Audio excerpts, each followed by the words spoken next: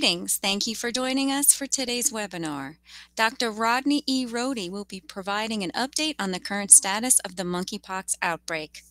Dr. Rohde will identify the ongoing challenges surrounding detection, surveillance, prevention, and treatment, as well as discuss the nature of monkeypox contamination of surfaces from an environmental services perspective. Without further ado, Dr. Rohde. Hello, it's an honor to join you today. If you do not know me, my name is Dr. Rodney E. Rohde, and I've actually been a little bit part of the AHE family for a while. I'm a CMIP instructor, and I've also done some past presentations for your big signature event in August, and I've done some webinars like this before. So it's an absolute joy and honor to join you again. I'm a huge fan of the EVS professionals who do so much to protect patients. And so I thank you all for all of your work over the past several years. And here we are again, right? So while we're still dealing with COVID, and that's still certainly a part of the world, we now are dealing with another infectious disease outbreak known as monkeypox. And so today what I would like to do is share a little bit with you about monkeypox from a historical standpoint, as well as kind of current epidemiology, current issues around vaccines and prevention and treatment, and get into the EVS role as well. That'll be a little further down the PowerPoint. And so that's kind of where we're headed today. I've got my bio up here in case you do want to find me. I'm online quite a bit through social media, as well as a personal website and a YouTube channel. So feel free to check those out for my resources on monkeypox, as well as all of the other things I'm doing these days. So most of you know that last May of 2022, we had our first case of monkeypox show up in the US in Boston. And since that time, we've followed and watched that those cases have grown. They're not at exponential growth like we've seen with COVID, but they are at a linear growth. So the cases do, increase. And what's really been kind of the primary focus of this is that the disease has been reported in places where it's not endemic. So endemic means it's always there in low levels. And this virus has been in places like Central and West Africa for many, many decades and probably centuries in the rodent population.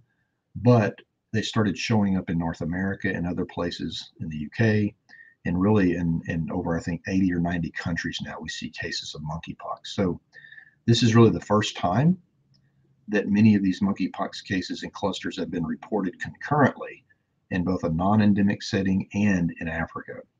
And so that's unusual.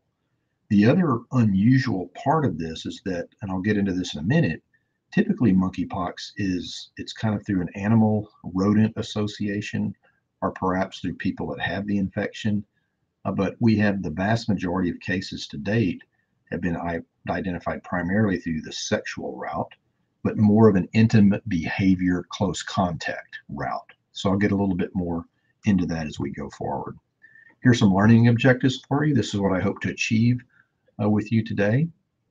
Again, an update on the current kind of setting of what's going on, and then talk about some of the challenges surrounding detection, in other words, testing that leads into surveillance, prevention, and even treatment. And then, like I mentioned, I'd like to really wrap up talking about your world from an EVS perspective. And so that's my goals today. And so I like to start out with this slide because I've been doing a lot of this over the past 3 years. I've actually done it for much longer. I've got a 30-year career in public health and in healthcare in the medical laboratory. My credentials are in virology, microbiology, and molecular diagnostics. So I've got a long history in this area. But this is true, I think, of most public health responses, and it's certainly been true during COVID, is that everything infectious disease experts do in healthcare and public health and even research does before a pandemic will seem alarmist, right? We're always asking for money. We want more. We want to stockpile. We want to get ready. And so that may seem alarmist until things happen. And then everything we've done will seem inadequate. And that kind of defines, I think, a lot of us who work in this area. It's just, we can do only so much with limited resources. And then once things happen, we get asked why we didn't do more. And so I just kind of want to preface it with that, that it is a challenge. It is a challenge in this area. And so you probably understand that this is dated about a week and a half, 2 weeks ago, that the monkeypox outbreak, which had been kind of bubbling and percolating over the summer since May, was declared a public health emergency of international concern by the WHO. And then right after that, the Health and Human Services for the United States also declared it a public health emergency. This is not a declaration of a pandemic like we saw with SARS-CoV-2 and COVID. This is more of a declaration that it is indeed risen to the level of a public health emergency. And that really helps in many ways. If you're a US citizen, for example, this helps release the national stockpile of vaccinations and even therapeutic agents, and just helps things move more quickly, helps the money flow a little smoother, and gets rid of some of that kind of red tape, if you will. So I did believe that this was a smart move by the US to kind of get things moving a little quicker. Here's my agenda, and we've already kind of talked about it through the objectives, so I'll just kind of move on. This is kind of the general flow that I'll take today.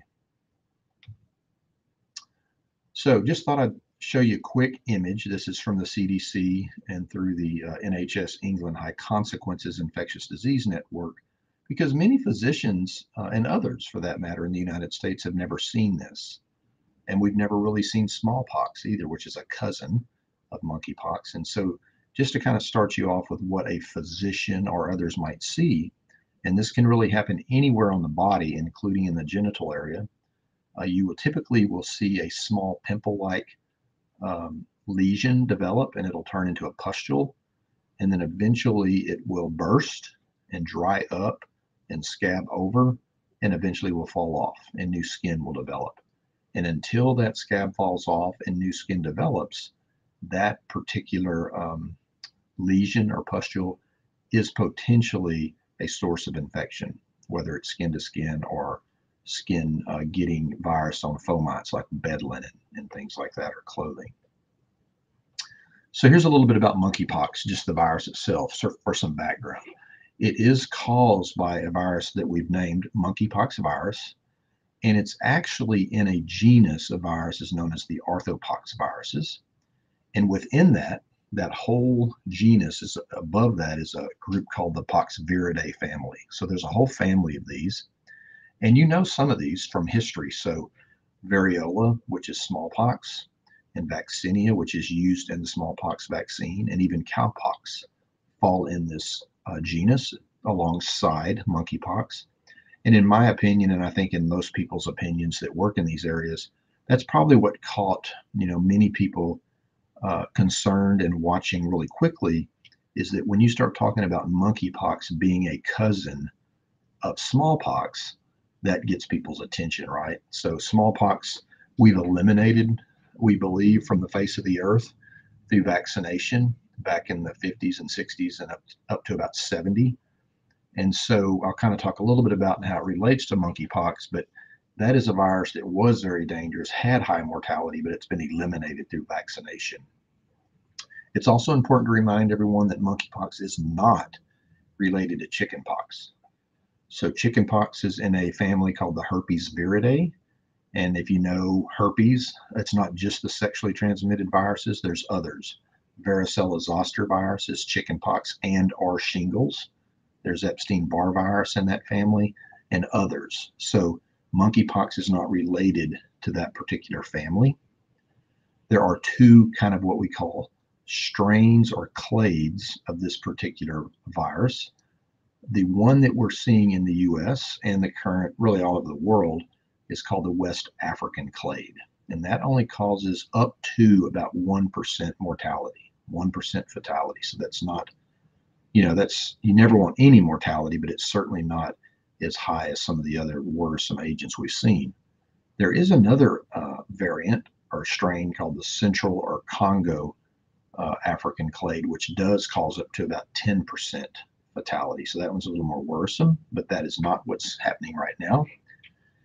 And this particular virus was first discovered back in the late 50s, 1958, in a group of research monkeys that had developed a very pox-like disease in Denmark.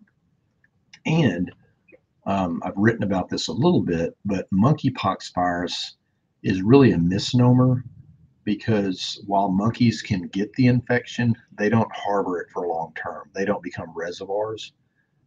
In reality, this would probably be better named rodent virus because it's really found primarily in African rodents and other non-human primates, and they probably harbor the virus and then cycle that into a spillover infection into people when they interact. And that's really how this is understood for decades. It's more of an animal to human type of connection. The first time we saw it that we know of, the first recorded case was in 1970 in a child in the DRC, the Democratic Republic of the Congo, which is in Africa. And really historically, that's where we've seen it. It's really been limited to those areas of Africa unless there was travel, kind of transported cases outside of Africa. And really prior to the 2022 global outbreak, they were all linked to international travel or occasional animals that were brought over for research purposes. And in fact, you can find this study. I was just leaving. I used to work for the Department of Health in Austin and did a visiting scientist stint a couple of times with the CDC. I did a decade of that from 92 to 2002, 3-ish. And so I remember this happening, this US 2003, when we had imported African rodents brought into the US for some research purposes. And we actually ended up with 47 human cases. So this is not new to the US, but that time it was from an animal importation. And then those human cases came into contact with pet prairie dogs, and they were infected while housed near those imported small animals from Ghana. So that one got taken care of. It never blew up and nothing happened. But we have seen it pop up once before. And I do remember this. I was about a 10-year veteran in public health when that happened. And we've also seen in as recently as 2021 in the United States, we had a couple of people coming back from Nigeria, one in Texas and one in Maryland, and they brought it back with them. And again, they were taken care of and no mortality. We've seen it in Israel, and we've seen it in the UK, and we've seen it in Singapore, all primarily related to travel associated vectors bringing it in from international travel. Okay, so here, let's just take a moment to look at this slide. This is a relatively recent. I took this snapshot a couple of days ago, so it's not perfectly current, but it's up through about August 24th or 5th of 2022.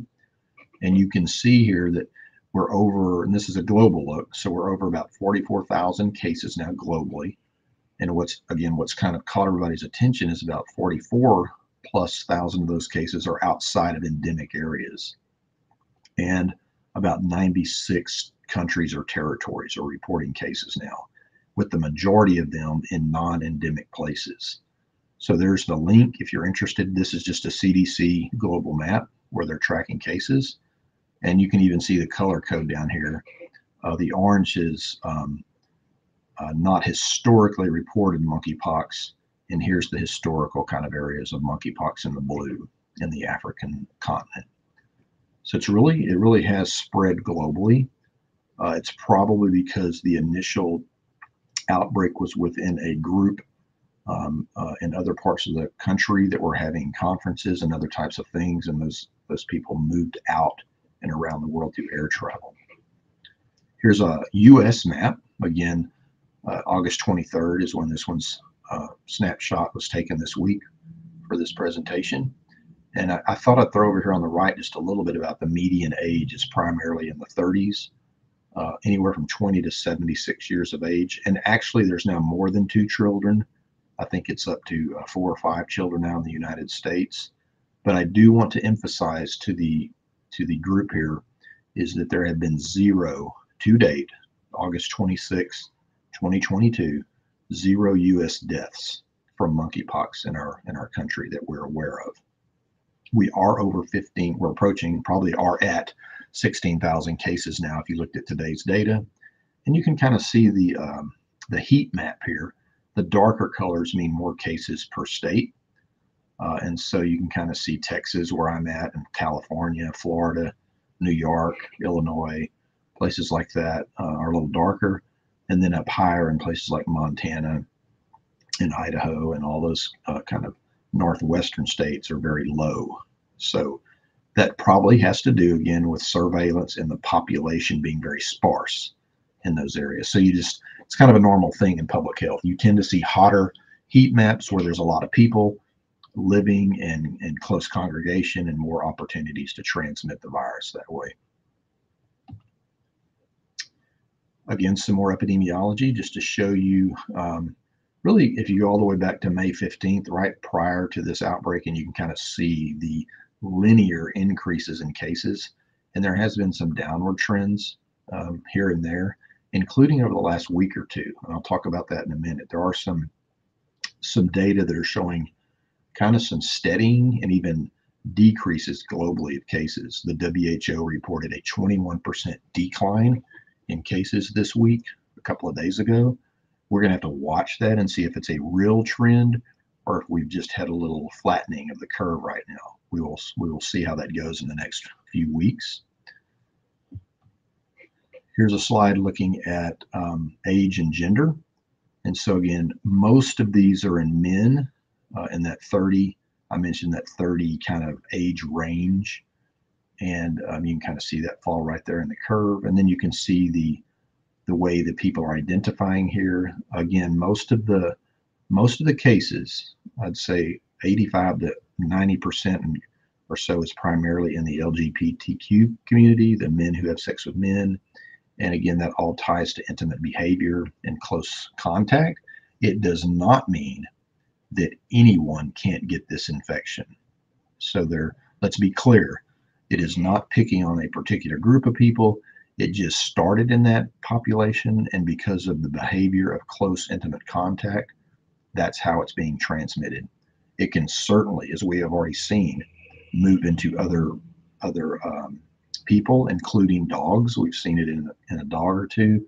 And so it's a virus that has no bias, right? Viruses do not care how you look, how much money you make, how you vote, how old you are. It really doesn't matter. It's all about the opportunity to be infected and the behavior around that.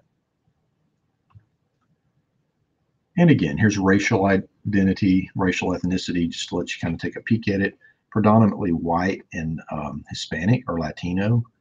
And then there are some chunks of Asian and Black or African Americans. And really there's others. It's just such a thin slice here that it's hard to see some of the others. So it's kind of, again, doesn't matter, really doesn't matter of your ethnicity or race. It's going to take the opportunity to infect when that opportunity presents itself.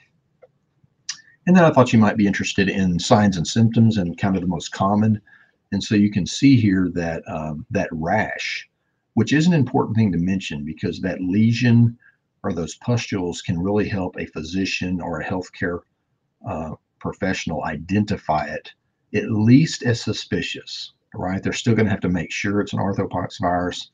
Then they're going to have to confirm that it's monkeypox, but at least it raises the level of suspicion. And we're seeing that in about 96, 97, 98% of the cases.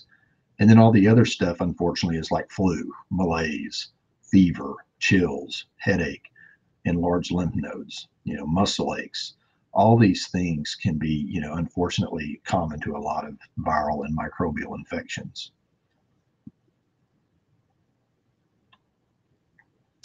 This kind of transitioning a little bit into transmission. So I just want to start off here talking about historically, right? So if you go back to the 50s when we started seeing this in the first child in the 70s, we really believe that it is a zoonotic, an animal to man, animal to human type of transition cycle.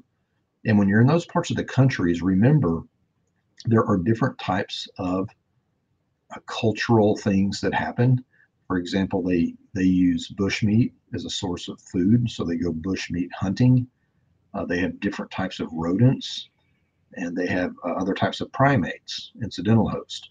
And so that's kind of the primary cycle, right? And obviously those individuals that live there and they're doing that hunting or they're interacting with those types of animals can be infected, and then it can become human to human.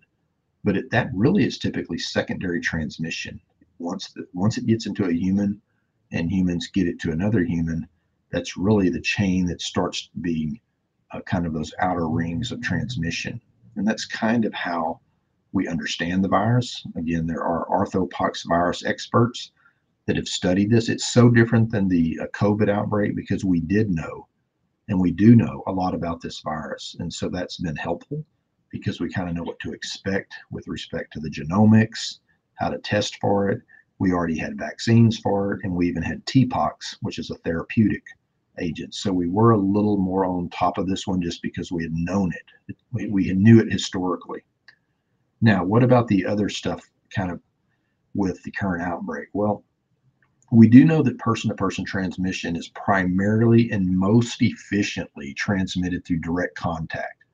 And that's typically through an infected person's lesions, pustules, and the body fluid that comes from those wounds and sores. And remember, viruses only need a small window to infect you. So if you have a scratch or an abrasion and you're closely or intimately involved with someone skin to skin, that is absolutely a vector opportunity to transmit the virus from one person to the other. It could also be you had a person that has pustules and lesions that are erupting or popping, and they're in bed linen, they're in clothing, they're on towels, they're on handkerchiefs, they're on bandages. Any scenario you can think of, that would be, again, an opportunity for someone else to come into contact with those linens. We call those fomites, really anything that's non-human, surfaces, things like that, again, as an opportunity. It wouldn't happen 100% of the time. It's really hard to tell. It just kind of depends on if the opportunity is right and that person that comes into contact with it has their own open abrasion or an opportunity for that to happen. And that's kind of the comment on the second bullet there, the indirect transmission. There's also the possibility, if you have prolonged exposure to respiratory secretions through face-to-face encounters, or if you're in a lab and you're doing aerosol generating procedures, so you're vortexing or you're mixing up something, you'd want to be really careful because that could create a respiratory route. But actually the respiratory route is the least efficient. It's not the primary way that this virus moves through the population. It's really close skin to skin contact and that type of behavior. Just a little bit about the clinical presentation, just to kind of, again, show you what can be seen.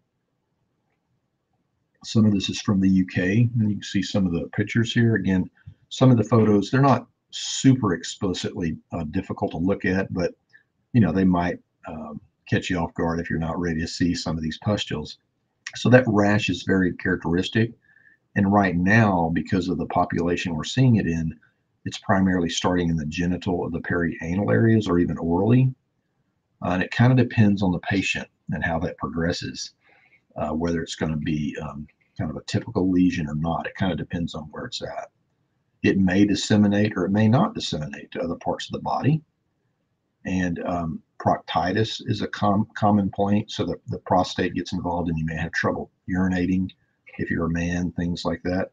And again, all that early flu like malaise, swollen lymph nodes, chills, fevers, all those things are part of this.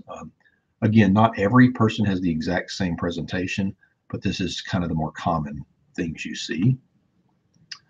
Once those symptoms begin, whether it's early or after the rash is developed, those isolation precautions should be continued, again, as I mentioned earlier, until all lesions are resolved and the scabs have fallen out and you've got new intact skin. That's usually 2 to 4 weeks. And so to be extra conservative and extra cautious, you really want to isolate and avoid interacting with anyone for, about a month, to be very careful. Now, here's the good news. This strain that we're seeing in the US, it's usually, now it's not a cakewalk. I'm not saying the lesions don't hurt a little bit and you have to deal with some of that fever and chills and all that, but it's self-limiting. It can be somewhat mild for many people, and you really can not treat A lot of people just resolve, it goes away, and you have some immunity to the disease. But some of the complications, because of that skin infection and lesions and pustules, you can end up with secondary bacterial infections. So you end up getting cellulitis. It can get deeper in your tissue. And if it's in the groin region or other areas, it can get into the eyes. It can cause pneumonia. It can get into your CNS. And so it kind of depends on the course of action of things that happen. It also depends on, if you've got vaccination, if you've had it before. All of these things can impact how it presents in any given person.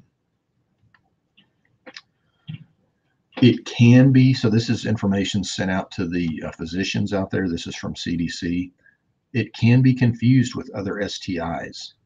However, right now, as of today, monkeypox is not considered a sexually transmitted infection, but it is being transmitted in a very intimate, close contact that could include sex. So there is some discussion amongst experts if this might be at least added to the cautionary piece of an STI. We will see where that falls out. The classic STIs that you probably know about are things like gonorrhea and syphilis and herpes and LGV, if you've ever heard of that. All of those are kind of typical STIs that really hasn't happened yet with respect to it being designated that way. But when you see that as a physician, if you're seeing STIs, now you're going to have to at least consider monkeypox in that initial diagnosis, because it could present that way clinically and symptom-wise. These are just some early studies that have been published. Thought I'd share them with you real quickly. This was in May of 22 in Australia. And just to show you that this is how it kind of broke out. This is kind of the genital area, the hand, the shoulder area. And this was the reports here in this particular study was that an HIV positive, well-controlled man in his 30s developed this genital rash about 5 days after unprotected intercourse with several partners, and kind of presents that it was painless, but there were white pustules on the penis. Then they became painful and erupting, and then eventually it started disseminating across his body. So again, just kind of sharing with you a case of an HIV positive person, because it's important to remember that these individuals are immunocompromised, right? So HIV attacks your T helper cells, which is it's kind of the keystone to your immune system. It really activates both active and passive immunity. And so HIV is a terrible disease because it hammers your ability to fight other infections. And so that's a problem when you get monkeypox and you have HIV. Again, just some more information, kind of the epi. This is in the UK, about 320 cases, kind of the initial cases from May to June 8th. Again, just showing you the data that 99% of these were men, identified as men, about at 38 years of age. They did a questionnaire of about 152. Almost all of them identified as gay, bisexual, or MSM, and same-sex contact. And then they also reported multiple sexual partners over about 3 months, even group sex during the incubation period. And then when you look at Montreal, you can see a very similar type of kind of detailed questionnaire. And so again, these events back in May and June that were happening were really kind of the amplifier, kind of the pot of the infection where it started, and then it branched out when people moved away from these different things, or they traveled or what have you. And then lastly, in London, also 54 individuals attended an open access sexual health clinic in London. They all identified as MSN, about 40 years of age, a lot of them with HIV, and they're all reporting these skin lesions. And again, this just kind of, a lot of them had a concurrent STI. A lot of them, about 10% of them, required hospitalization because of that secondary bacterial infection that I mentioned. So just to give you the snapshot, again, I want to emphasize, this is not the only population that can get this infection, right? I don't want to bring about any thoughts around stigmatizing or anything like that. I lived through the 80s when we dealt with HIV, and we need to be careful because a virus does not care who we are, what we do, how we look, and all those things. However, as I've been telling everyone I've talked to at this moment, this group is kind of at the highest risk level. So I've been talking about it in terms of risk level. This particular population of people would be at the highest level. Then right below that would probably be people who live with them, close family contacts, colleagues, people that are really interacting with them would be at the next level. And then below that would be the rest of us, the rest of the world who may not know them, may not be in touch with them, but there's still an opportunity for infection all the way through that risk level, depending on where the monkeypox virus is deposited, where it's carried. All those things matter. Do you get people isolated? Do you get people quarantined, so that you kind of help control the outbreak? Okay, a little bit of a transition. This is moving to some of the treatment. Now, because of the flu-like symptoms and other issues around the lesions and stuff, there's also just, supportive care. So most of the people that get monkeypox do not end up in a hospital. They may go to the doctor. They may have some issues. They may get over-the-counter fever reducers. They may get some some pain meds. They may get different antibiotic ointments if they look like they're developing secondary bacterial infections, or they may even get antibiotics, oral antibiotics or something like that. This is more of a antiviral med. It's called TPOXX for short. It's been approved by the FDA to treat smallpox. There are oral capsules and IV availability, and you can do this on an outpatient basis, but it's kind of held in the national stockpile because it's still somewhat of an investigational new drug for primary or early empiric treatment of monkeypox in people. And so right now you still have to kind of go through a process to get this. It's getting a little easier, but they're going to be careful with it because they want to make sure it's being used the right way.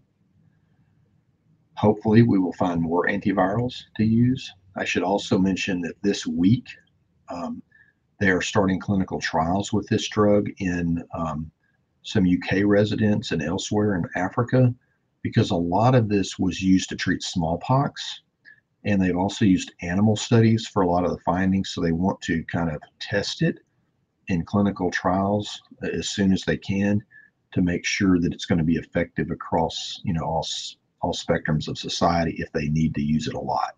So that's kind of where we're at with that particular drug. Typically, treatment's considered when there's severe disease, right? So I just mentioned that many times, most people, this resolves. For most people, this is not going to be a big concern because it'll resolve on its own in 2 to 4 weeks. But there are small groups that can have high risk of severe disease. And you can see there on the slide that that's primarily immunocompromised. It could be pediatric. Again, pediatric populations are sort of immunocompromised because they haven't fully developed their immune system. If you have like dermatitis, so again, that's an opportunity for skin-to-skin transmission. If you have skin conditions, so impetigo, eczema, severe acne, all those can be problematic, and even pregnant or breastfeeding women. So those are some concerns. I've already mentioned the secondary infections that can occur. You can also have, issues of the eyes becoming involved, the mouth. You can also have issues of the genitalia and the anal region if that's where the infection is propagating. All of those should be considered for treatment, even with other types of therapy like antibiotics or other types of treatment, including debridement, things like that, if it became a problem, right? So that's kind of in the worst case scenario if you're really having problems with severe disease. So what about vaccination, right? So we have 2 licensed vaccines. One of them that you've heard a lot about is Genos. That is actually approved to prevent both smallpox and monkeypox disease in adults 18 years of age and older. And then one you might have heard of, it's a little older, it's called ACAM 2000.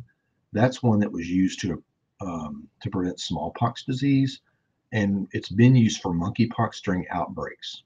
So that's another one. My understanding is ACAM does have the occasional side effect or two. Nothing crazy, but it does have that. And because it was primarily developed for smallpox, they're still kind of looking at that to make sure that it's effective.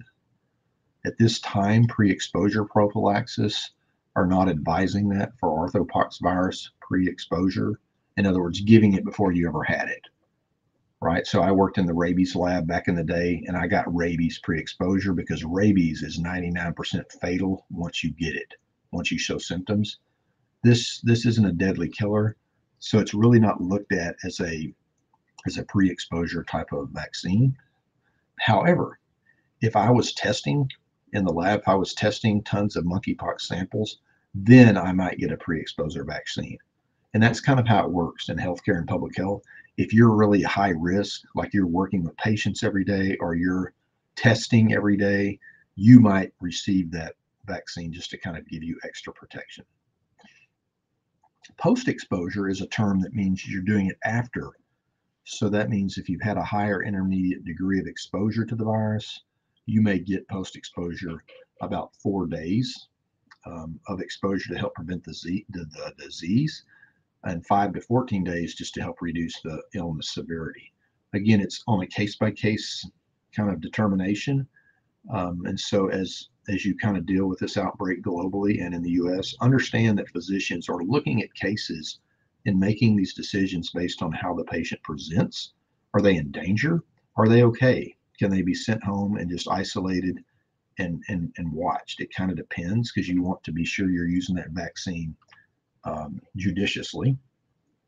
This is new. I added this to the slide set this week, and again, I'm very excited and pleased that this is happening. So the NIH and others are taking that Genos vaccine, and they're doing some trials with it.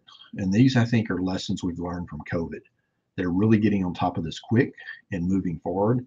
So there was data out there already in 2015 that showed intradermal injections could be effective versus sub-Q. So what does that mean? That means typically this vaccine was approved to get the shot, deeper into your tissue. So you stick that needle in and it goes in a little deeper. That's subcutaneous. That's the way it was developed. But we're seeing from other studies that you could do intradermal. That means you take something and you barely get under the top of the skin, right under the epidermis, the intradermal area. The thinking is, if you know anything about immunology or anatomy, is there's a lot more immune cells in the intradermal areas, right? So that means there's more opportunity for the human body to develop more antibody, more memory B cells, more B cells can be activated, and it also may trigger other parts of your immune system. And so the idea is that we might be able to take 1/5, and this is based on earlier research, 1/5 of a dose of vaccine and do this intradermal and get the same type of protection. So that's good news if this works. And they're looking at 3 groups. They're looking at the normal group. So they're going subcutaneous and kind of the normal group. Then they're going intradermal with a group. And then they're actually doing 1 dose. So typical, I'm back up. Typical, this is done in 2 doses, 1 week and at 4 weeks. And that's what they're doing with those first 2 groups, both sub-Q and intradermal. And then they're taking a 3rd group of HIV positive individuals and doing 1 dose. And so they're looking at some different scenarios to see if it will offer protection in those ways. So we'll see what happens. If it's successful, we'll end up, having an amplifier of 5x of our vaccine supply. So instead of saying having 1 million doses, now you have 5 million doses if this works. So this is an important study. I would encourage you to kind of keep an eye on it, and I'm sure it'll pop up in the news when we find out what's happening, but this could be really helpful even down the road. So who do we test, right? So I'm a medical laboratorian. Who do we test? How do physicians deal with this? Really, they're going to look for patients with a clinically compatible rash and who within 21 days before symptoms met any of the following kind of things. Was it men who had close physical contact with multiple or anonymous other men? And primarily that's intimate behaviors. Or anyone who had multiple anonymous sex partners in general. Or anyone who had contact with a person who was actually diagnosed with suspect or confirmed monkeypox, right? So those are kind of three caveats. Or they may look at any patient that has a characteristic lesion that's deep-seated and kind of really looks like the presentation of a monkeypox lesion. Or among recent infections, if they've had prodromal illness that's not always preceded rash onset. That's a little different. They're looking at lymph nodes and other things. So all of these are kind of the key things in the U.S. that they're looking for. And if you're outside the U.S. and you're still back in Africa or something, they may also be talking to you about, if they are able to, animal exposures and how you've interacted with bushmeat or some other types of things like that. So there are some other issues around transmission. And what about testing, right? So we dealt with all the testing around SARS-CoV, and we kind of know how that went. Now we already had a test, right? So we had this test. Classically, what happens, and again, remember, before we get crazy and start criticizing CDC again, this has never been in the US. We were aware of it because it's come in occasionally. It's never been part of a type of virus that is spread aerosolized or rapidly. And so we have something called the Laboratory Response Network. And these are state labs. So there's one in just about every state, like the major public health lab, that are designated LRN labs, and they can perform a test called the Orthopox generic test. Now, what does that mean? I want you to think about that as a screening test. So an orthopox means it will test for really all of the orthopox viruses in that genus, and if you have something, it'll come up positive, right? And so they test that, and if that shows up as a positive test, then it would go to the CDC for confirmatory PCR testing that's more of a confirmatory test. So instead of a shotgun or a big, large net, it's more of a rifle. It's more of a confirmatory test. It's looking specifically for monkeypox DNA. If that's positive, then it's confirmed as monkeypox, and they move on to treatment and all the other things. Now, this worked early on when we were only getting sporadic cases. And again, I think a lesson we learned from COVID was that when it started turning into hundreds and hundreds and thousands of tests over the last month or so, we knew that we needed to go the corporate route. CDC was not made to do hundreds of thousands of tests a week, but corporate labs can do that. They have the personnel. They work night and day, 7 days a week on holidays. I mean, this is where my students work when they graduate, these types of places. And so you can see here, this was back, it's been about a month and a half ago. Aegis Science, LabCorp, Mayo, Quest, and Sonic Healthcare are all now testing for monkeypox. There's actually one of these in Austin, Texas, nearby where I'm at, in the CPL and Sonic Healthcare system. Our students actually do clinical rotations there. It is a huge facility. They do hundreds of thousands of tests a week in all sorts of testing modalities. So this is how you ramp up quicker. And I'm so proud that CDC and the US kind of moved to this quickly, right? So now we have our testing in place much quicker. And again, all that relies on the primary care physician or emergency rooms that are detecting those symptoms and lesions and putting that forth for testing so that people can get confirmation. Okay, so here's a transition slide. Let's talk a little bit more about what's kind of in the EVS world. That's going to be the next several slides as we kind of get wrapping up here. And so, infection control is what it is. Infection control and prevention. Are there ways that we can all work to help prevent infections and to prevent contaminating the environment? So typically, if you're talking about healthcare, so I'm going to go there first, you're going to want to apply standard precautions for all patient care, including for patients with suspected monkeypox. So it's kind of the same old of being careful here. You want to avoid activities that could do any type of swirling of monkeypox DNA that's in the environment. So anything that could resuspend dried material from lesions that might be in the environment. You don't want to use portable fans, dry, dusting, sweeping. All those things could be problematic, especially if you know you've had monkeypox positive patients. Okay, you certainly want to be putting patients with suspected or confirmed infection in single-person isolation rooms.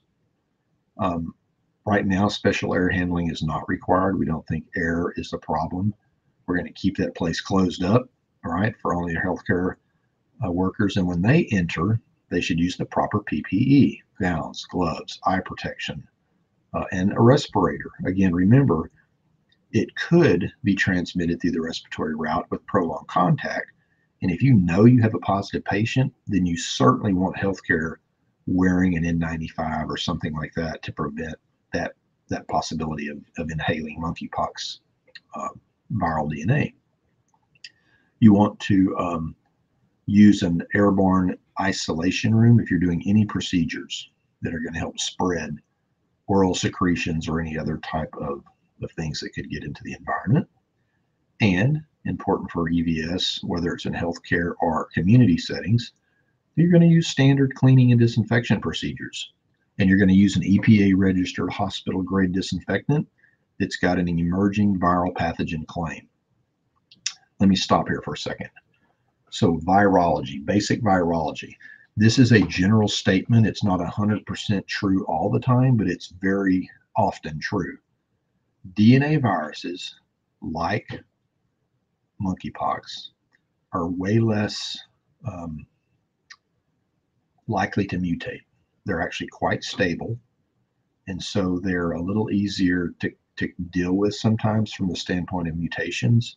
RNA viruses like SARS, like influenza, like RSV, things like that, they are diabolical. They mutate all the time, and you've seen that with all the variants that have happened with SARS-CoV-2, including right now we've got B4 and B5, which is an Omicron variant that continues to kind of, race across the country at different levels. So this is a little different.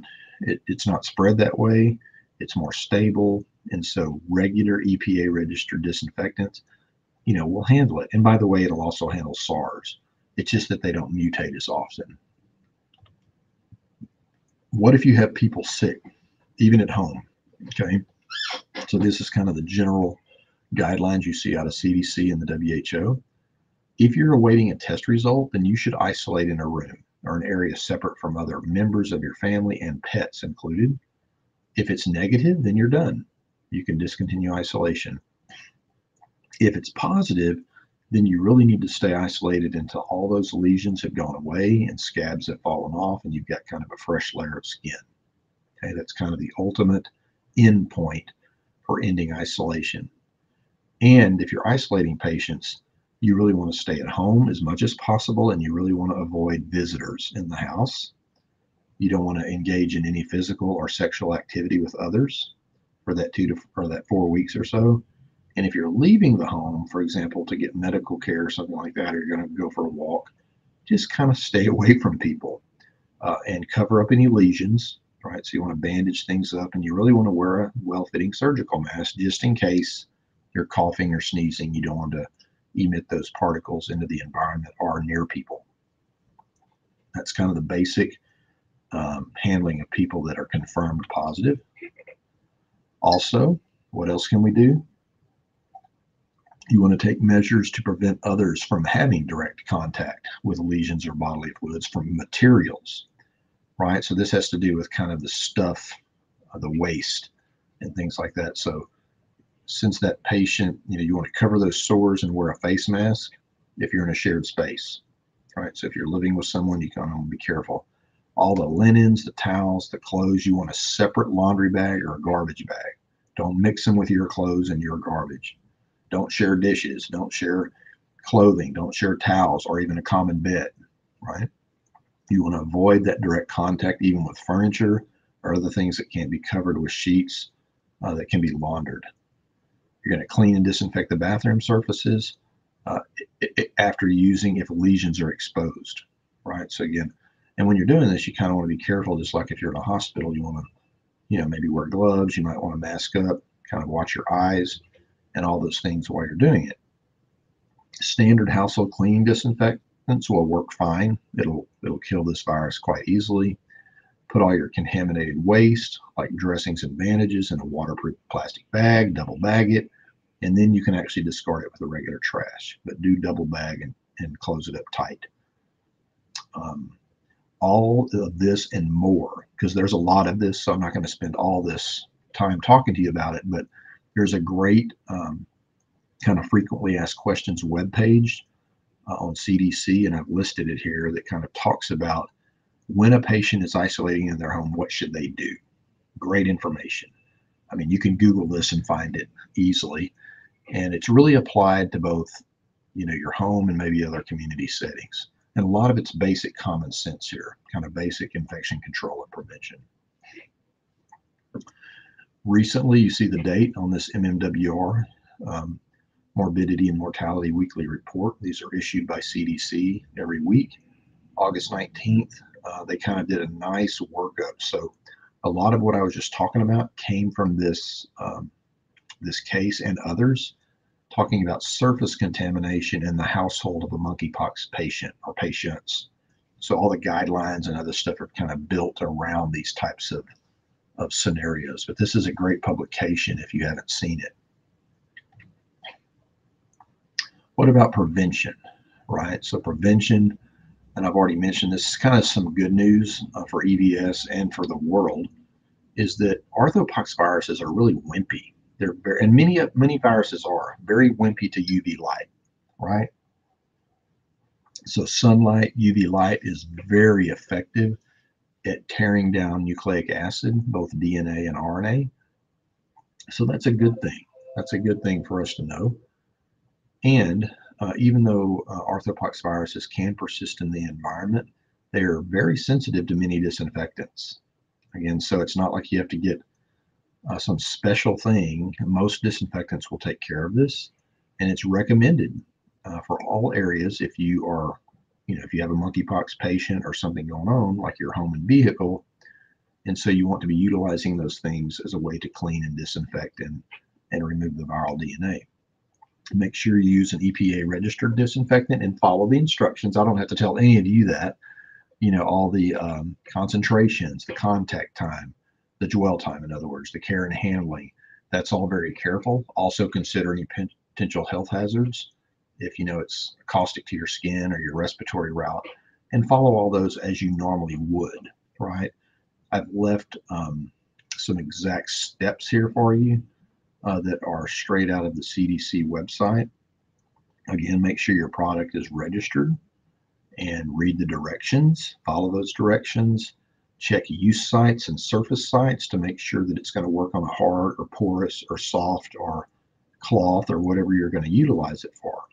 You might need to pre-wash or pre-clean the surface. You've heard this stuff before. You might need to get some of the stuff away with soap and water if the disinfectant mentions pre-cleaning, and then follow the contact time, follow the instructions, let it stay wet for the amount of time it's supposed to, and then you may need to reapply if necessary. So kind of the basics of EVS 101. I don't have to tell any of you that. And so I don't think you need to be overly concerned about this virus, but you should protect yourself with the proper PPE and understand what's going on. So if you know you're dealing with a known positive case in a healthcare setting or a home setting or a community setting, make sure you're wearing, gloves and face mask and perhaps eye protection, and, maybe an N95 if you know it's in a really high positive area. And a lot of people will do it anyway these days, just for the extra protection. It's all about risk reduction. So make sure you're taking those steps. And if you don't know, ask someone what you should be doing in those areas. Again, from a healthcare worker standpoint, and even my laboratory professionals that are working, sometimes you might get pre-exposure, but really it's not routinely recommended for healthcare workers that are caring for patients. Sometimes the reason we feel like that is it's going to take a lot of prolonged direct contact, sexual or intimate encounters. That's kind of the primary transmission that's driving it. It's not aerosolization. It's not the air. It's really close skin-to-skin contact. And to date, another important thing to mention, among all the cases identified in the United States to date, zero, none, nada, have been healthcare workers exposed in the healthcare setting. That's great news. Appropriate PPE that we just talked about will protect healthcare workers and you and laboratory workers from potential exposures. And if an exposure occurs, they can obviously go check with their physician and they might be referred to post-exposure treatment or to a vaccine. So in those cases, that would just be something you would follow up with. This is actually not correct anymore. When I put this up on the end of July, there were a couple of monkeypox cases in children. I think now we're up to 4 or 5, if I read right this morning. And we have seen our first human to dog monkeypox transmission. Again, I don't want the public to go overly concerned on this or panic, because I'll tell you, this happens all the time, right? It's just that all the news is watching this right now. So on any given day, influenza is circulating through pigs, people, and birds. Viruses do this. They're zoonotic in many cases. They're in bats, they're in dogs, they're in cats, they're in wild animals, they're in domestic pets, they're in parakeets, they're in all sorts of things. They're in fish, they're in frogs and amphibians. So this is not abnormal, but of course it's getting reported because it's being seen and we've seen it happen. And so they're documenting it, which is what we need to do, get it in the literature. But I don't think we need to, get rid of our dogs or anything like that. We just need to understand that animals could be a vector. And so if you have a positive case in your house of a person, don't hang out with a dog, right? You might want to separate that. So what do we need from everyone? From you, all of the amazing EVS professionals, from healthcare, and from society in general. We really need to watch that we don't treat this outbreak like we kind of did with HIV in the early days. We don't want to refuse care or even refer them for care around stigmatization, right? So we need to be careful and understand that anyone can get monkeypox. It does not matter who you are. That's lesson number one. We want to educate and use proper science communication and health literacy around this virus so that everyone receives the treatment, the testing, and the care that they deserve. We do not want to turn patients away, because that's a way that you don't help stop the outbreak. You want to absolutely isolate people, get in touch with their close contacts, and help stamp this thing down. I'm doing it right now. So we want you to emphasize that anyone can get this virus, whether it's an MSM or some of their close family members or colleagues. It can move around in different people. And so it's just that risk level right now is what I talked about earlier. It's just certain populations, they have higher risk factors right now. Try to avoid judgments, try to avoid stigmatizing behavior. It is what it is. It's a viral infection. It really doesn't care, And so it can be stressful and worrisome if you're exposed to monkeypox. This has been my experience my whole career. Rabies is just like, people freak out if they think they've been exposed to rabies. They have a lot of anxiety. People actually will constantly contact me or a physician over and over and over again, even though I've told them that they're okay, they've got the vaccine and things are going to be fine. Some people have a really hard time with it. So be empathetic and understanding and try to help lower that stress level. All of us doing these things and following the proper public health and healthcare procedures and protocols will help us to reduce and eliminate perhaps this virus. I don't know if it's going to happen quickly. I get that question a lot. Certainly, I don't think it's going to happen overnight. I mentioned earlier that we are seeing some good news the past couple of weeks. Not only have we seen about a 21% reduction in WHO reports globally, but even in San Francisco, they've been reporting for about a week or two kind of a flattening of cases and even some declines, but we're going to have to watch it. That's too small of a data set.